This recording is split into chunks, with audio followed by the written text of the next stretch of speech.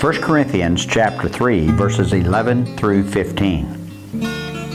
For other foundation can no man lay than that is laid, which is Jesus Christ. Now if any man build upon this foundation gold, silver, precious stones, wood, hay, stubble, every man's work shall be made manifest. For the day shall declare it, because it shall be revealed by fire. And the fire shall try every man's work of what sort it is. If any man's work abides which he has built thereupon, he shall receive a reward.